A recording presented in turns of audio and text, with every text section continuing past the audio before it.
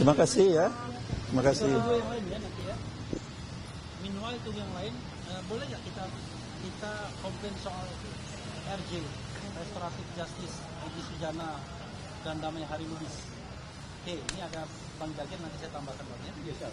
Jadi kita menganggap ada beberapa keanehan terhadap Restoratif Justice yang kemudian berujung kepada SP3 tersebut.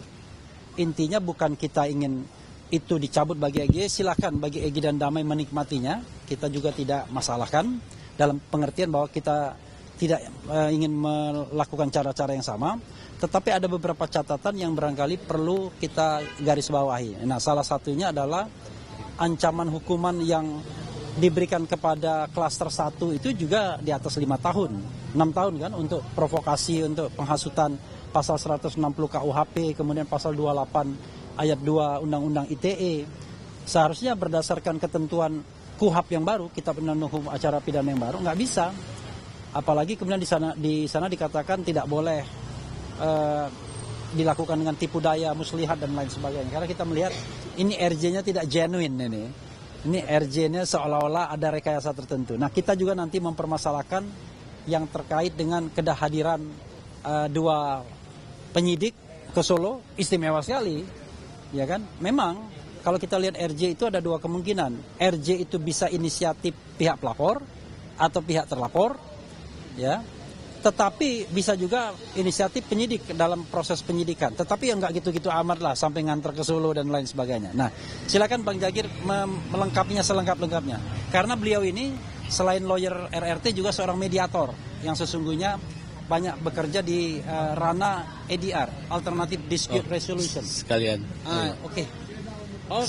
Prof Zainal Mutakin sudah datang. Ini Prof Zainal Prof dulu Zainal. ya, dia mau ini ya, mau tapi di RJ dulu sebentar. nanti RJ sebentar ya, sebentar Sini, aja, nanti setelah itu sama Prof Zainal. berdiri berdua.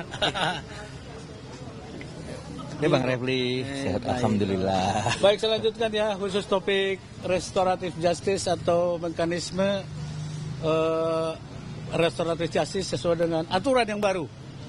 Jadi kita tidak melompat-lompat untuk hal ini. Masalah siapa yang melakukan itu saya no comment, tapi saya menjelaskan tentang aturan. Selamat datang Prof Zainal. Selamat datang. Tadi Prof Tono sudah menjelaskannya. Aku sebentar ya Prof ya. Oke, aturan yang terbaru tentang restoratif justice dijelaskan dalam Surat Edaran Mahkamah Agung nomor 1 tahun 2026 yang dikeluarkan tanggal 2 Januari 2026. Berarti kurang lebih berusia 2 minggu. Dikeluarkan satu pedoman cara melaksanakan mekanisme restoratif justice. Artinya, secara umum dijelaskan di situ, ada 2 tingkatan. Restoratif justice itu pada tingkat penyidikan dan tingkat penuntutan. Nah, kalau kita hubungkan dengan yang ada sekarang di kasus ijazah palsu ini, masih dalam tingkat penyidikan ini. Yang tadi dijelaskan oleh Profesor Refli Harun sudah dilimpahkan memang ke kejaksaan, tapi masih kemungkinan bolak-baliknya itu masih besar banget, masih besar sekali gitu loh. Nah, untuk itu, jika menurut atau mengikuti Surat Edaran Mahkamah Agung nomor 1 tahun 2026, itu ada prosedurnya, tidak bisa diselesaikan 1-2 hari.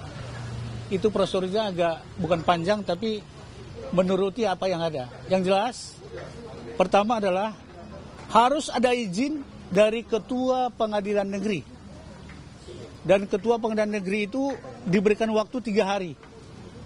Jadi artinya dari poin 1 aja tidak mungkin 1 atau 2 hari bisa menyelesaikan komponen restoratif justice itu.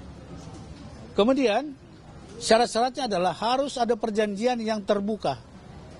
Poin-poinnya apa yang dipenuhi? Karena ini sudah menyangkut masalah bukan hanya 2 pihak saja, termasuk jurnalis, termasuk bangsa dan netizen dan semua rakyat Indonesia. Oleh sebab itulah dibutuhkan keterbukaan dalam poin-poin yang apa di restoratif justice itu. Ya, saya tidak mengada-ada, tapi kita refer saja, lihat saja Surat Edaran Mahkamah Agung nomor 1 tahun 2026. Bayangkan nomor 1 aja. Berarti itu yang dikeluarkan Mahkamah Agung tahun 2026. Nah, itulah diantaranya proses daripada restoratif justice itu. Masalah siapa yang melakukan, mereka melakukan, kami dari RRT dan kuasa hukumnya atau penasihat hukumnya tidak melarang, kan gitu bro. Nah, masing-masing aja, cuman yang mau saya sampaikan adalah mari semua stakeholder penegak hukum, dalam hal ini penyidik, kejaksaan, bahkan hakim nanti, bahkan sudah ada aturan dari Ketua Mahkamah Agung, itu kita harus nuniti. Kita harus ikuti. Kalau di awal tahun ini aja kita break the law tentang hal itu, saya kira nggak benar. Nah, jadi saya komen tentang prosedurnya. Dan mari sama-sama buka, searching aja tuh Ketua SMA 1 2066 itu, monggo dibuka di situ. Jadi saya secara singkat itu aja karena ahli kita sudah hadir, Profesor Jainal dan Prof. Toto, dan satu lagi nanti Pak Henry agak siangan ya. Enggak, Henry ya udah datang. Oh, udah datang juga. Henry, silakan Prof.